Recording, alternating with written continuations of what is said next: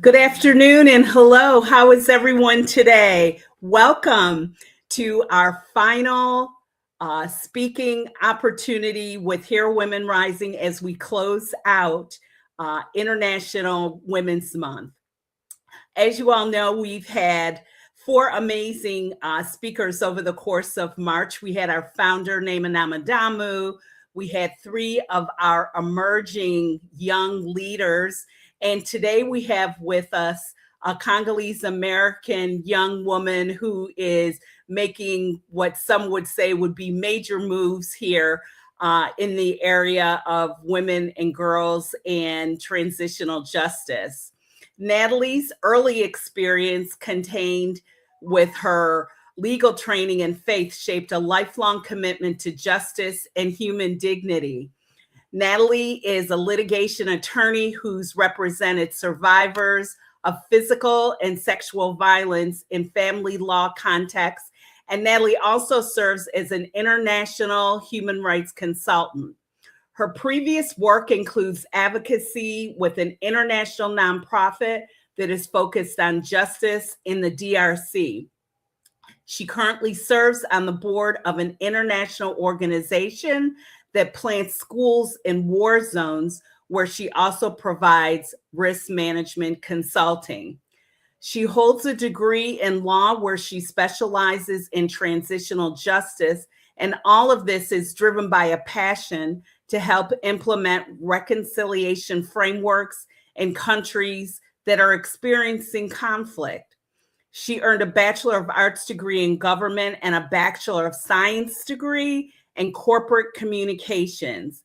She previously worked in political organizing with state and presidential campaigns. She holds a master's degree in ministry, and her work integrates law, faith, and advocacy in pursuit of justice for all. So we're very excited to have Nathalie Kalombo with us today. Welcome, Nathalie. Thank you so very much for that wonderful introduction. I'm so honored to be here with you all today. Thank you again. Please share with us. We're excited to hear what you have to tell us today. Yes, absolutely. And I just wanted to just share with you all some of my thoughts with respect to the work here at Hero Women Rising and how you at home sitting and watching and listening can think about how to get involved, how to support not only Hero Women Rising, but the agenda and the objective of women empowerment throughout the world and wherever it is that you live and wherever it is that you are tuning in from today. So at first, I just wanted to start off by sharing that due to the violence in the Democratic Republic of Congo, I was orphaned at 7 years old when my parents were subsequently and separately brutally murdered. And as a result of that, they were brutally murdered by rebel soldiers in the conflict in the Eastern DRC. And as a result of that, I had to go and live in an orphanage. After aging out of that orphanage, I had nowhere to go, no career prospects, no future. And I had no idea what I was going to do with my life. I then discovered that there was an academic scholarship for college through Hero Women Rising, which effectively changed the trajectory of my life. It has given me the opportunity to study business and accounting, and I am in the second year of my undergraduate studies. I'm going to give you, I just wanted to share that story with you and give you an opportunity to reflect on the real, tangible life experiences of the women in the Democratic Republic of Congo, and particularly in the eastern portion of the country.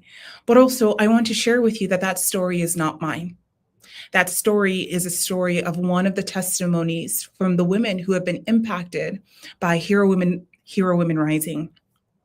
And the reason why I presented that story as mine, because I wanted you to understand that it is simply a story. It isn't simply a story, but it is one that took place, and that through my telling it, that you could understand that it's real flesh and bones, real life, tangible stories, and it's not It's not a one and done story. It's not a story that is unique at all. But unfortunately, it is one that is unfortunately too often told from that area of the world. Hero Women Rising understands that in the Eastern DRC, stories like this are far too common. The violence in the Democratic Republic of Congo has created an unprecedented hardship for women. In 2024 alone, for example, 40,000 women were treated for sexual violence. 61.2% of Congolese women live below the poverty threshold in the DRC, and 37% are married before the age of 18, and about 15 to 10% below even the age of 10, without receiving a formalized education. The M23 rebels, of whom more than 70% of women identify as the perpetrators, they terrorize societies by targeting women through rape and through killing, and not only the women, but their children, as well as their spouses, raping spouses in front of the women, or raping women in front of their husbands.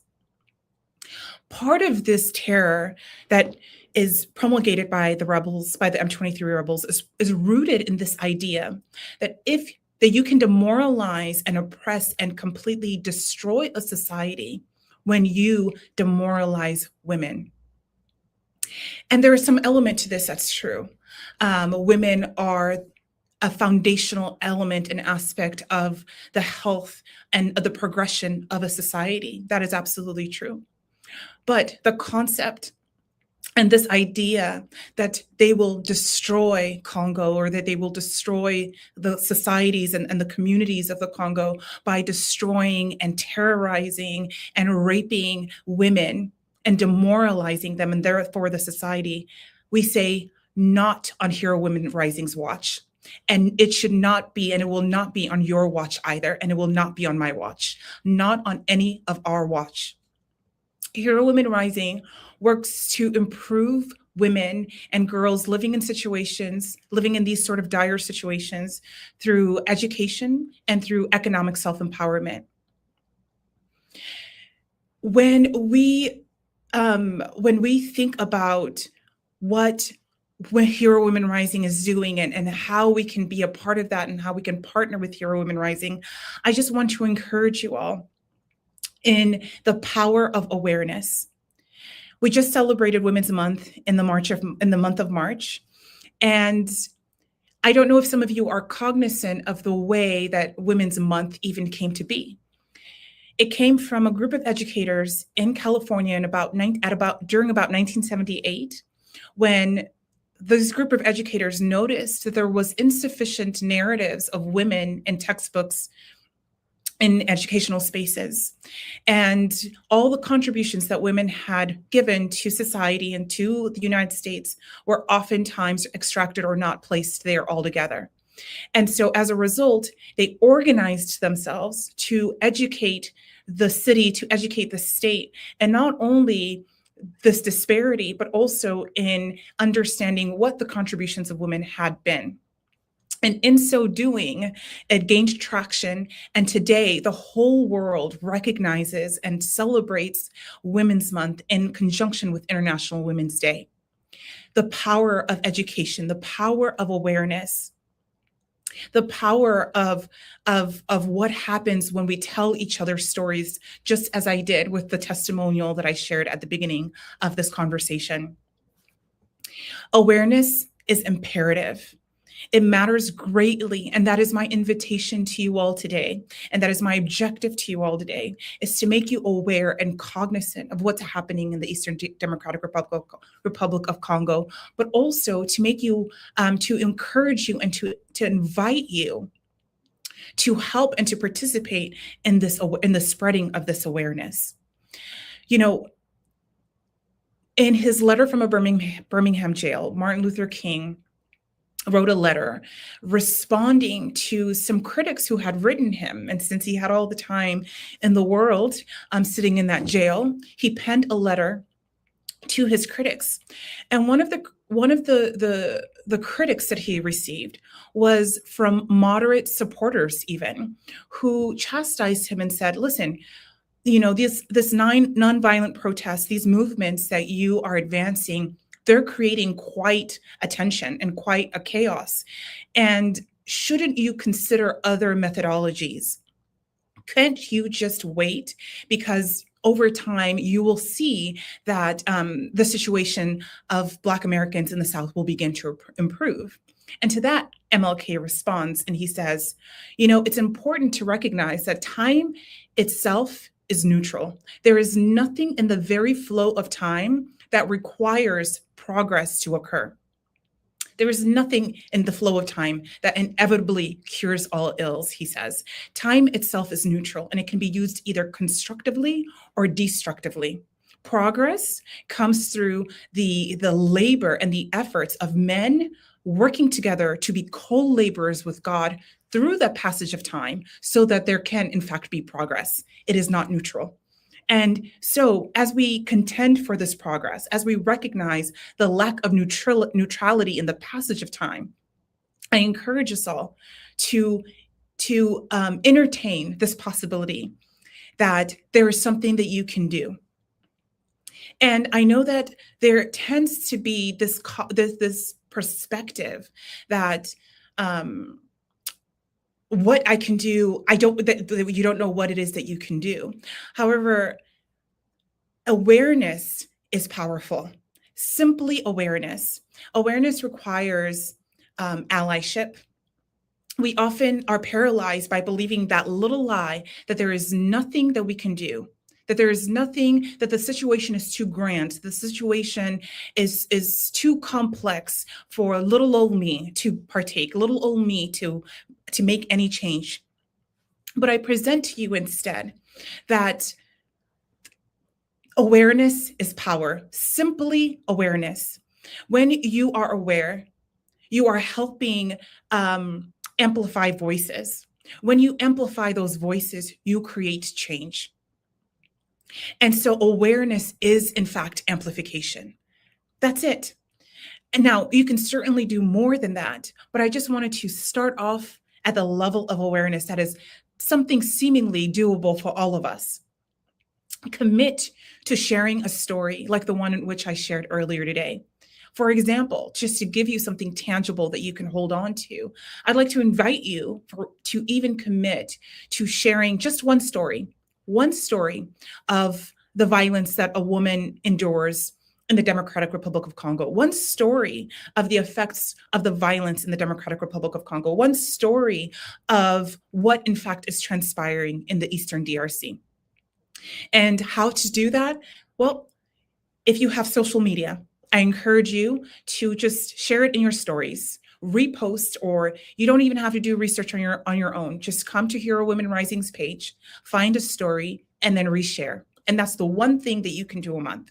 Or if there isn't a story there, go on to the internet and look for a recent story or any story of how women in the Democratic Republic of Congo are being treated, how they're being affected, and how they're being terrorized, and share that on your story.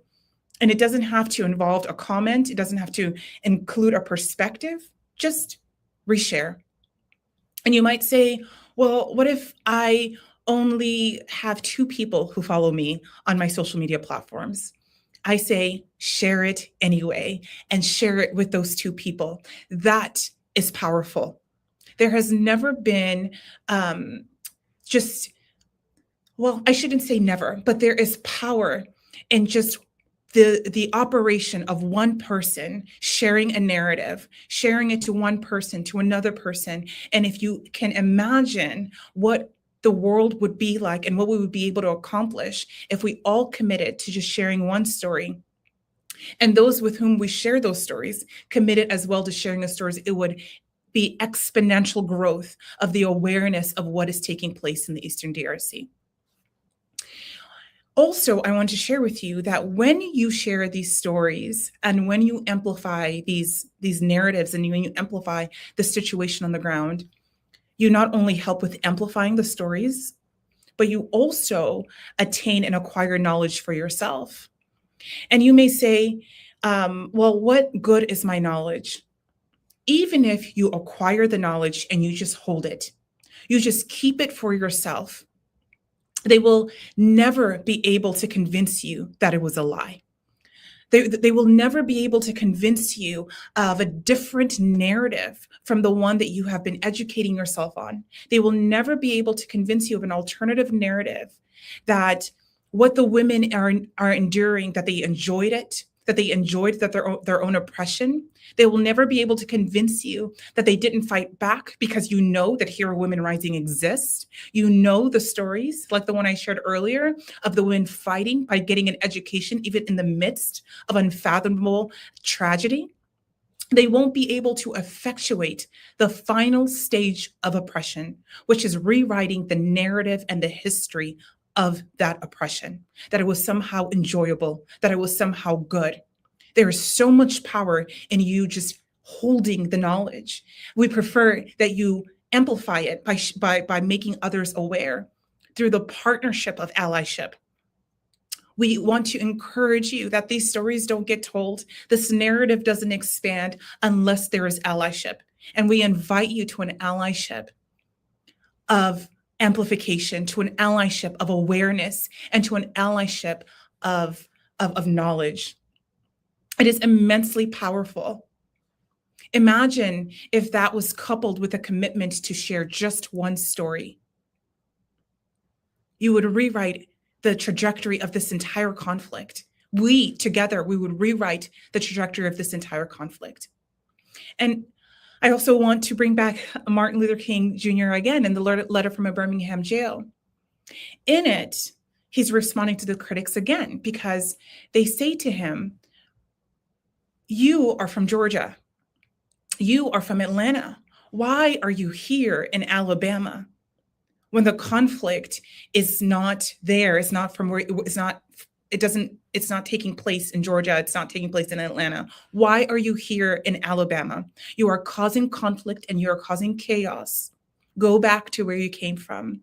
And MLK responds to them. He says, well, I am cognizant of the interrelatedness of all communities and all societies. And I understand so uniquely that injustice anywhere is a threat to justice everywhere. And so as we process the value of our knowledge, of our allyship, and of our awareness, let us remember this perspective and these words of Martin Luther King Jr. Merely because conflict is taking place in the DRC against women does not mean that it does not affect us or that it cannot affect us, because we are interrelated. We are connected, and that we have seen so too many times that there are societies all across the globe who have overcome a particular hardship, particularly as it pertains to women, and that are revisiting those hardships again, because it revisited the conflict, revisited them again. And so we see that just as good ideas spread, so too do bad ones. Just as liberation spreads, so too does oppression. So I encourage you to remember that when you advocate and you amplify and you make people aware of what is taking place to the women in the Eastern DRC, you are also amplifying the voices of women who are being oppressed and terrorized all over the world. And you are also ensuring and creating a narrative that you are so aware that should it come into your own backyard, that you won't go quietly into the night, because you're knowledgeable, because you are aware. It is powerful. Your allyship is necessary. Your awareness is also necessary. When women are educated, oppression is reduced. When women are empowered, justice prevails. So as we close International Women's Month and enter into Genocide Awareness Month, I invite you not to leave this moment here. I invite you to not merely listen to this encouragement from me and go on about your day, but sit for a moment. Sit for a moment and think critically about what you can implement today that would cause you to be the necessary ally that the women in the DRC needs, that Hero Women Rising needs. And it can be just as small as making yourself knowledgeable. It can be just as small or just as mighty as raising awareness. I invite you to understand that what is happening to women and girls in the Eastern Congo is real, and it is happening now. Allyship asks something of us. It asks us and it demands a response. If you feel moved, I invite you finally to visit herowomenrising.org and give what you can and support financially so that Hero Women Rising can continue to support the women in the Eastern DRC through food, dignity, and critical resources for the women and families navigating this crisis. And just as importantly, share their stories so that their voices will never be forgotten and truth will never be rewritten. Thank you.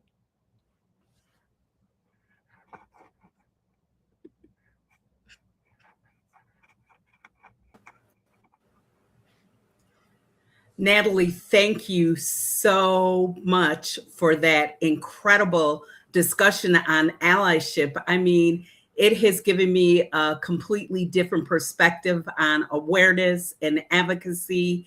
And I hope that each and every one of our listeners not only were able to take it in, but they're able to share it out with their friends and family in their network. Thank you again so much. And we look forward to talking with you again soon. I'm hoping that if we extend an additional invite that you'll consider coming back and joining us again. Oh, it is my privilege and my honor. Thank you so much for what you do at Hero Women Rising. Thank you so much for what you do for the women in the Eastern Democratic Republic of Congo and for all women throughout the world. It is incredible, and I would be honored to come and partake in anything that helps amplify their voices alongside you. Thank you again. And thank you to our listeners too. Have a good night now.